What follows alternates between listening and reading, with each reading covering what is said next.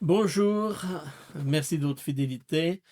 Nous allons aujourd'hui, avec cette dernière vidéo, terminer le livre de deuxième Néphi.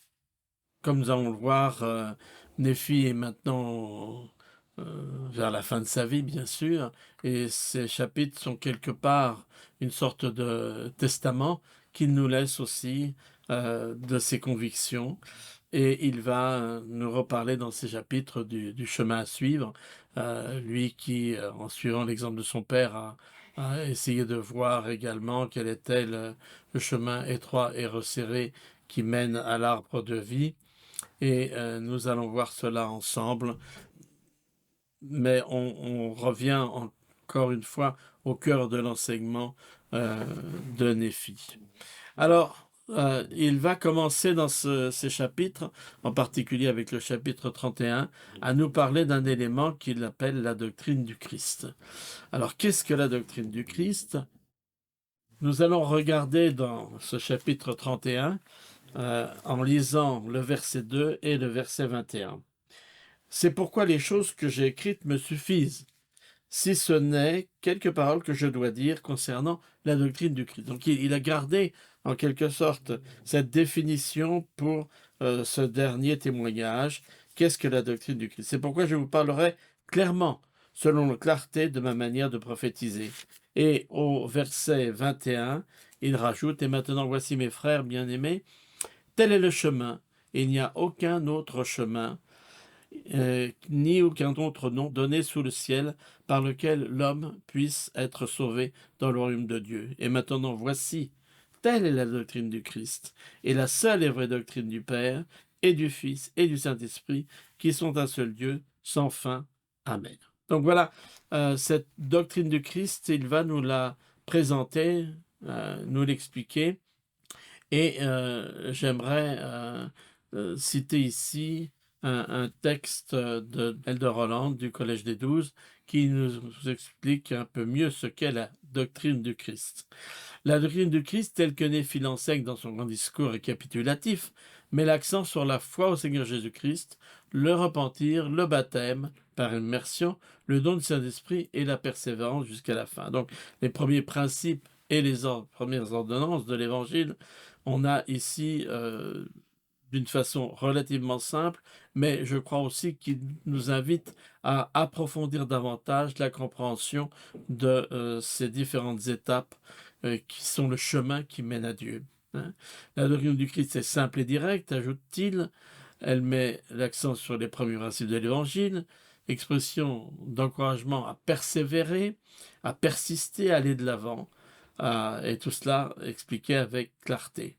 Et il conclut, la doctrine du Christ n'est pas compliquée, elle est profondément, merveilleusement, résolument claire et complète, hein, suivant la façon de Néphi de prophétiser. Alors, bien évidemment, encore une fois, ici, Néphi va prendre comme exemple le Christ. Pourquoi le Christ a-t-il été baptisé? Puisque Jésus était sans péché et que le baptême a pour fonction, évidemment, de nous laver de nos péchés. Mais attention, parce que le baptême d'eau, mais aussi le don du Saint-Esprit, le baptême de feu, ont tous les deux une partie de ce pouvoir purificateur, et c'est important à souligner. Parfois, on pense que uniquement le baptême d'eau, parce que justement, évidemment, on a là l'idée d'être purifié par une eau sanctificatrice. Non, le baptême d'eau certainement, mais aussi le baptême du Saint-Esprit, le baptême de feu, tous les deux ont cette fonction de nous purifier et de nous laver de nos péchés. Et il y a bien sûr des relations, et là vous le trouverez au chapitre 31, les versets 10 à 18, avec l'expiation du Christ. L'expiation de Jésus nous permet, à travers ces premiers principes et ordonnances. Et au verset 20, il nous rappelle, c'est pourquoi vous devez marcher résolument, avec constance dans le Christ, ayant une espérance d'une pureté parfaite et l'amour de Dieu et de tous les hommes. C'est pourquoi, si vous marchez résolument, vous faisant un festin de la parole du Christ et persévérez jusqu'à la fin, ainsi dit le Père, vous aurez la vie éternelle. Donc nous avons là, en quelque sorte, le résumé du plan que nous devons suivre pour obtenir la vie éternelle. C'est suivre ces étapes que nous allons revoir. Je vous ai mis ici une citation de Lord Packer, une phrase qui est relativement connue, mais qui m'a beaucoup fait réfléchir personnellement. L'étude de la doctrine de l'Évangile améliorera le comportement plus rapidement qu'une étude du comportement. Parfois, on pense que en insistant sur fais ceci, ne fais pas cela, on va changer les gens, on va les convertir. Mais comment est-ce que l'Évangile nous change? Est-ce que c'est un coup de diktat et de phrases de ce genre-là? On a tendance, parfois en tant que parent, voire en tant que dirigeant, à dire par exemple aux plus jeunes, ne faites pas ceci, ne faites pas cela.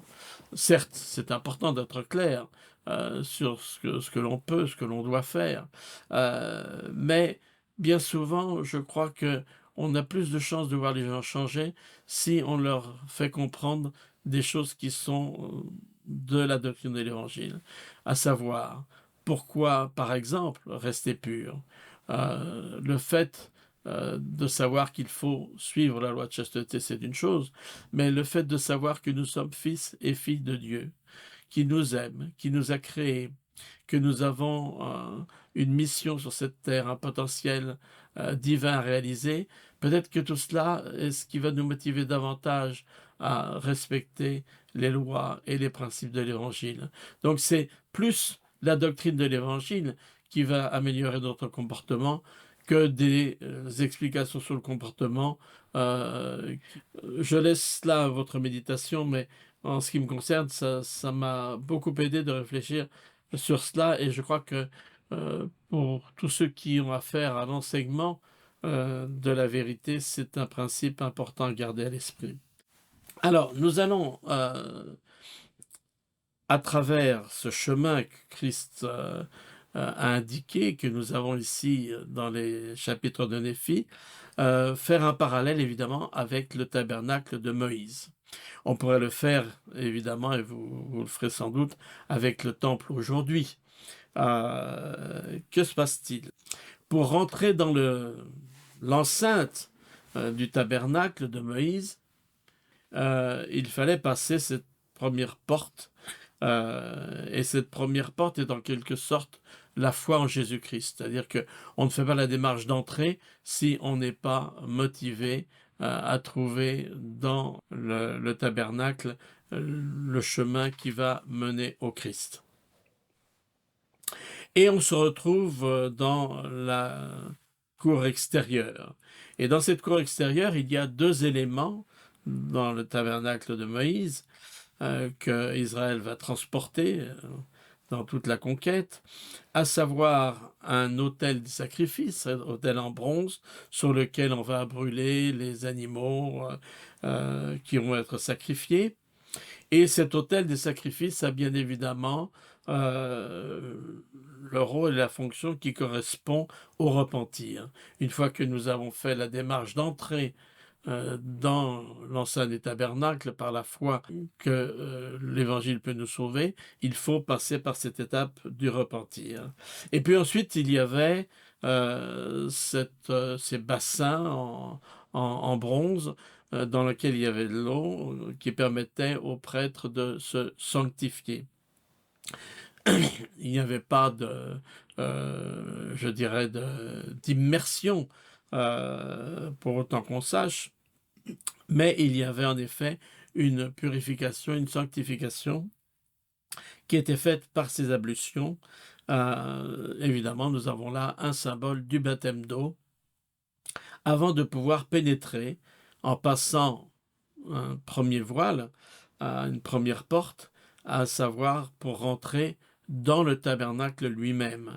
Et le premier lieu, c'est le lieu saint, comme il était appelé. Dans ce lieu saint se trouvaient trois éléments de mobilier qui avaient leur importance. Donc une fois qu'on a fait preuve de foi, qu'on s'est repenti de ses péchés par le sacrifice et que l'on a été purifié par l'eau, on peut rentrer dans le lieu saint. Et dans le lieu saint, que trouve-t-on? On trouve la menorah, hein, ce candélabre à 7 branches qui porte le feu du Saint-Esprit et qui représente le baptême de Saint-Esprit. Et puis on a aussi l'autel des encens qui est devant le voile qui sépare le Saint-Lieu du Saint des Saints, dont on parlera dans un instant. Et cet autel de l'encens, des encens, est là pour symboliser toutes les prières qui montent au Seigneur, nos façons de l'invoquer, prier sans cesse. C'est ce que nous allons avoir dans le texte ici de Néphi. Et puis il y a également cette table avec les pains d'assignation. La tradition hébraïque nous montre aussi qu'il y avait sans doute un pichet de vin qui accompagnait ce pain. Et là, nous avons bien sûr le symbole de la parole de Dieu, c'est-à-dire de l'étude des Écritures. On peut aussi voir bien évidemment une allusion à la Sainte Seine, à cette façon de prendre chaque dimanche le renouvellement de nos engagements. Alors une fois qu'on est rentré dans le Saint-Lieu, si vous voulez pour nous aujourd'hui, eh bien on continue à être inspiré, on continue à prier et on continue à étudier.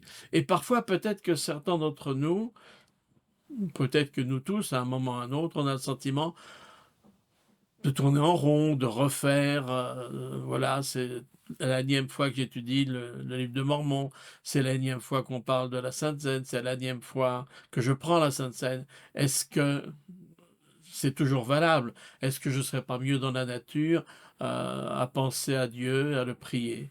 Et en fait, il y a dans le fait d'entrer dans ce saint lieu et d'accomplir ces actes qui sont de la prière et de l'étude et de la Sainte Seine, une façon de pouvoir alimenter le Saint-Esprit qui va nous aider à aller de l'avant.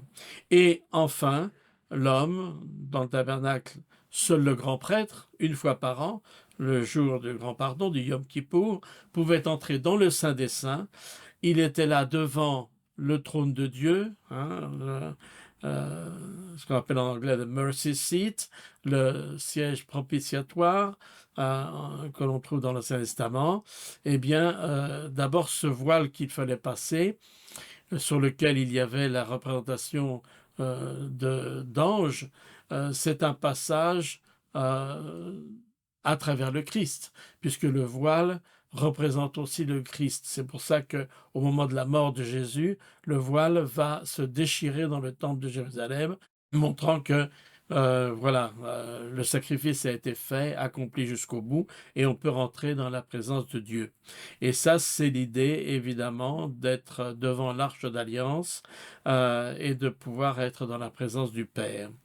Donc, vous voyez que ce cheminement qui s'accomplit ici à travers le tabernacle, symboliquement, dans l'Ancien Testament, c'est toujours le même cheminement que nous faisons dans l'Église à travers les premiers principes et les premières ordonnances de l'Évangile. Nous passons d'un monde céleste, en dehors de l'enceinte du tabernacle, à un monde terrestre lorsque nous rentrons dans le lieu saint, à un monde céleste lorsque nous rentrons dans le Saint des Saints.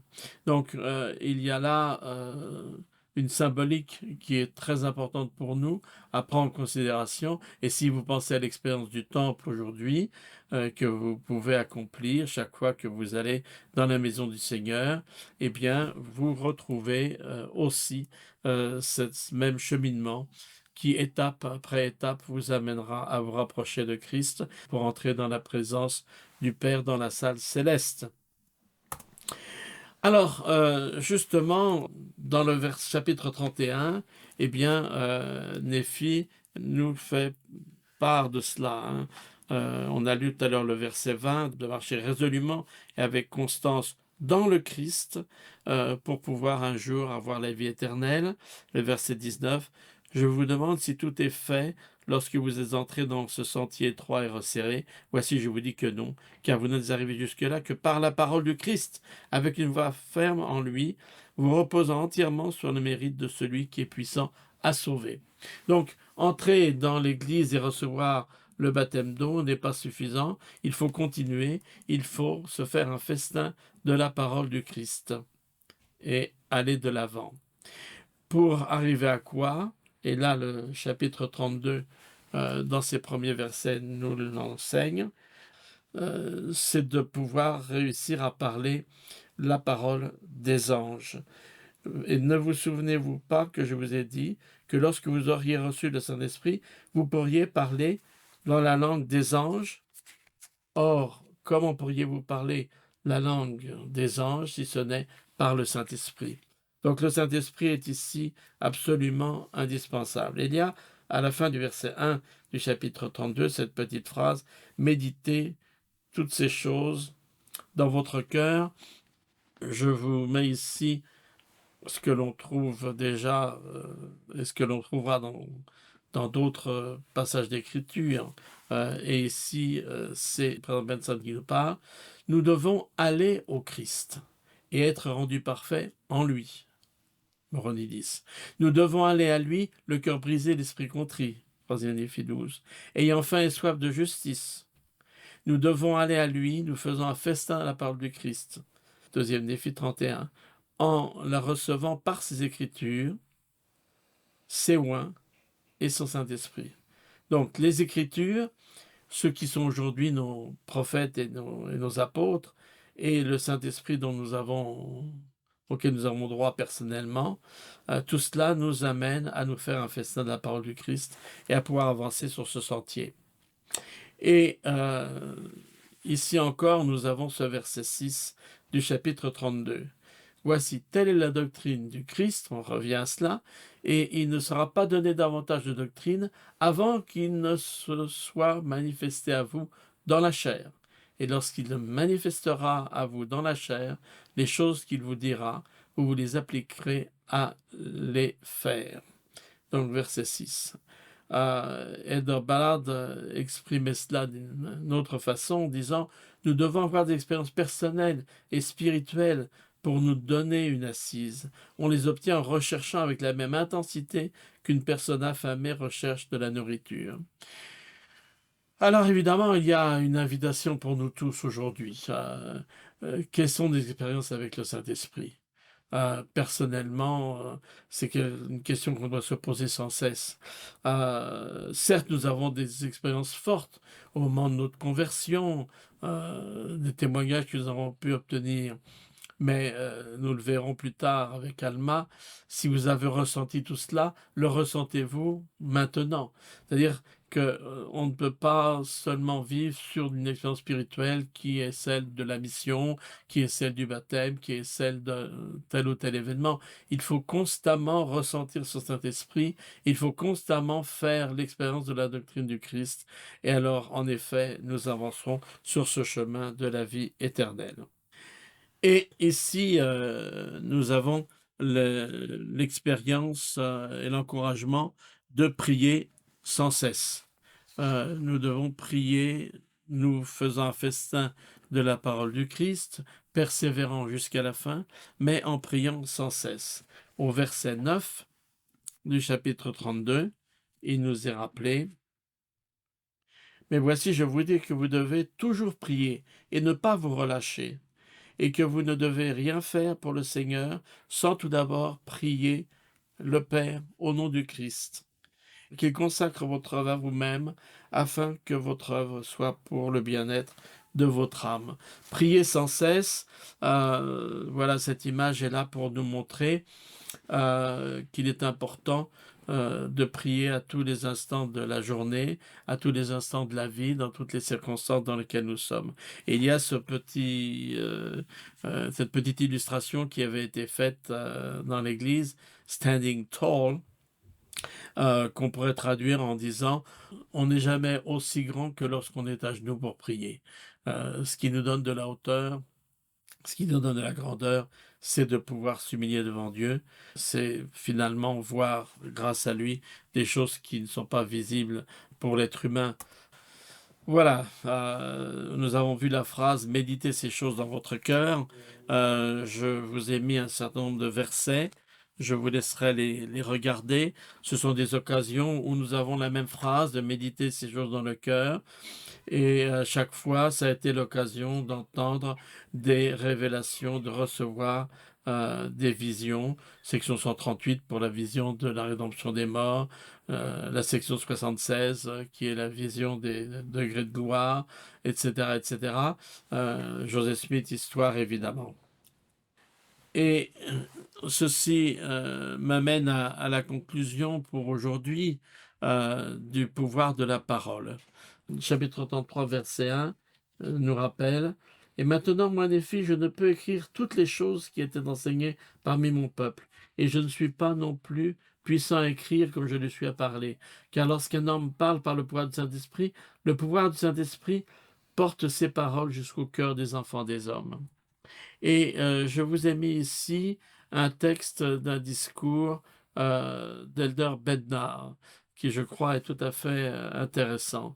C'est-à-dire que Elder Bednar nous rappelle que lorsque, après le baptême d'eau, nous avons l'imposition des mains pour recevoir le Saint-Esprit, l'expression utilisée par les prêtres est « recevez le Saint-Esprit ». Or, parfois, on comprend cette phrase comme voulant dire: ben voilà, le Saint-Esprit est là, reçois-le. Ça n'est qu'une attitude passive de recevoir quelque chose qui nous est donné. Or, voilà ce que Elder Bernard ajoute. Joseph Smith, le prophète, a enseigné: vous pourriez aussi bien faire baptiser un sac de sable qu'un homme, si ce n'est en vue de la rémission des péchés et de l'obtention du Saint-Esprit. Le baptême d'eau n'est que la moitié d'un baptême, et n'est bon à rien sans l'autre moitié, c'est-à-dire le baptême du Saint-Esprit. Nous avons été baptisés par immersion dans l'eau pour la rémission des péchés, mais nous devons également être baptisés et immergés dans l'Esprit du Seigneur, et ensuite vient le pardon de nos péchés par le feu et par le Saint-Esprit. Donc il y a cette double purification.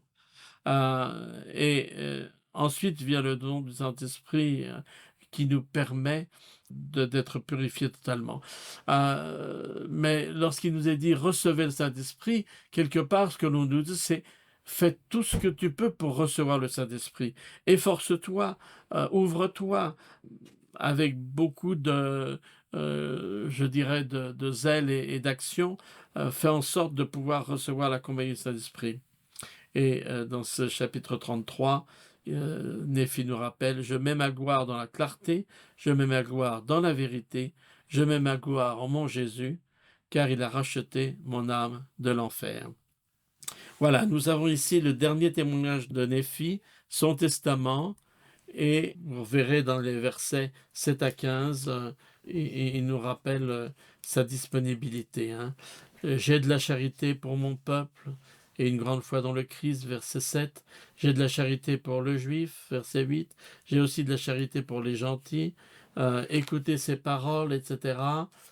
Et il conclut, verset 12. Je prie le Père au nom du Christ que beaucoup d'entre nous, sinon tous, soient sauvés dans son royaume en ce grand et dernier jour. Adieu, dit-il, jusqu'à ce que le grand jour vienne.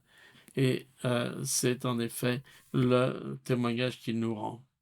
Alors, en conclusion, j'aimerais que chacun de nous se pose la question: qu'allons-nous retenir de Néphi à la fin de ce deuxième livre de Néphi? Qu'est-ce qu'il a fait pour nous? Qu'est-ce qu'il a enseigné? Qu'est-ce qu'il nous permet de comprendre et de savoir? Et de quelle manière nous aide-t-il à changer? C'était un grand prophète. Nous avons vu avec le psaume de Néphi que ça n'a pas été facile pour lui et qu'il a dû subir beaucoup d'épreuves et de difficultés, mais il nous rend témoignage jusqu'à la fin de sa vie que nous pouvons venir en Christ si nous suivons le bon chemin. Et j'espère que nous aurons à cœur de continuer sur ce chemin que nous avons entamé il y a déjà quelque temps. Merci et à bientôt.